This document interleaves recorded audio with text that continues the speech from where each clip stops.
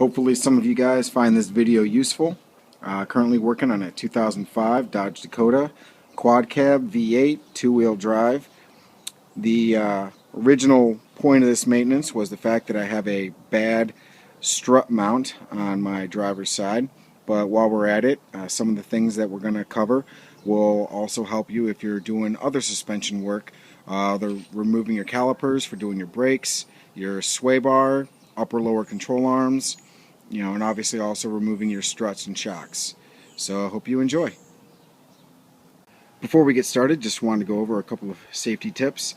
Obviously, before you start any project, you want to make sure that you are using the proper protective equipment. In this case, any kind of eyeglasses or goggles that will totally surround your eye so nothing can sneak in, especially when you're underneath the vehicle. Also, if you're using a grinder or impact wrench, earplugs also help out a lot. Make sure you got some kind of gloves on. If you're just doing something that's more greasy or like with paint, latex gloves also work really well.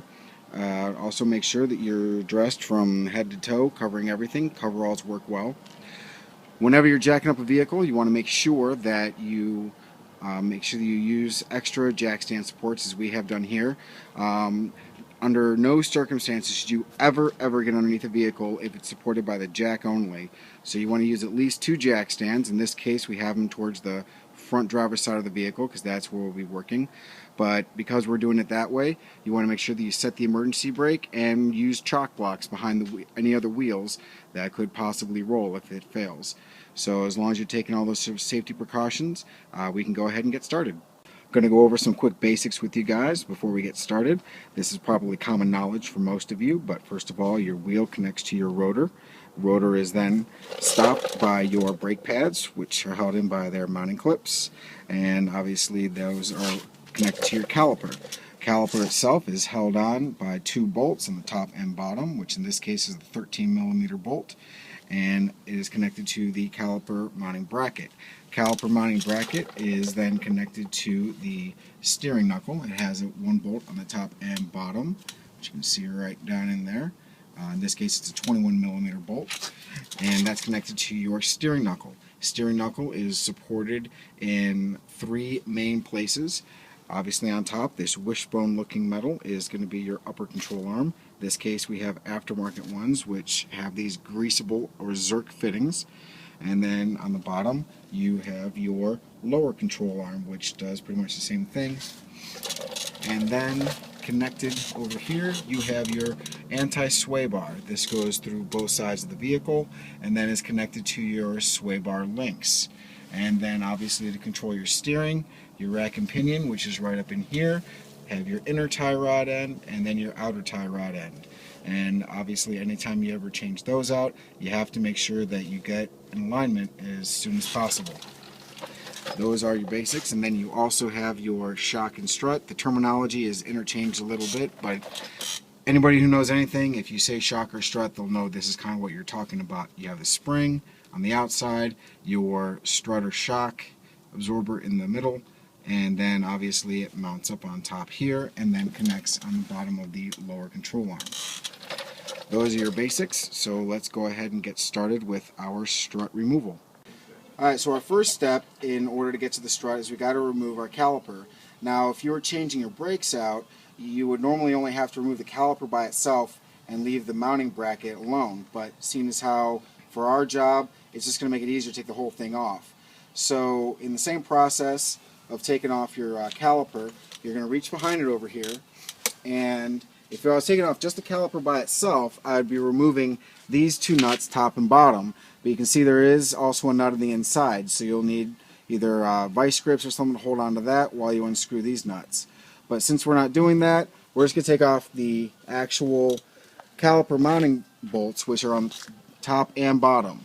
Now once you have those loose, the caliper is not going to want to come off because there's still built up hydraulic pressure from your brake line right here. So in order to get it off easily, just get yourself a screwdriver, kind of wedge it in between the caliper piston and the brake pad, and then just kind of wedge it back nice and slowly, and the brake fluid will go back into the line, and then your brake caliper will come off nice and easily. Now we've already loosened up these bolts, so we'll go ahead and take off our caliper. Now once you get the caliper removed, you don't want to let it, it's pretty heavy, so you don't want to let it just hang by this brake line because that could actually damage it or bust it completely. So you want to support it.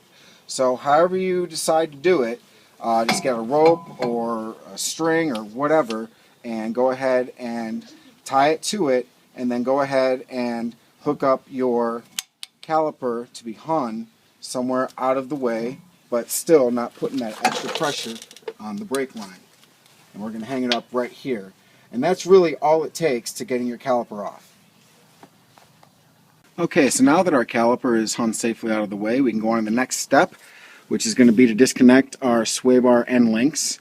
One thing I forgot to mention early on, projects like this, you do have to remove a lot of nuts and bolts. As you can see, they're already rusted, they've received a lot of corrosion from weathering, so on and so forth. So before you get started, as you can see, I went ahead and sprayed everything down with some PB Blaster, anything like that that'll help penetrating oil to help break up that corrosion, make it a lot easier for you to get all those nuts and bolts off.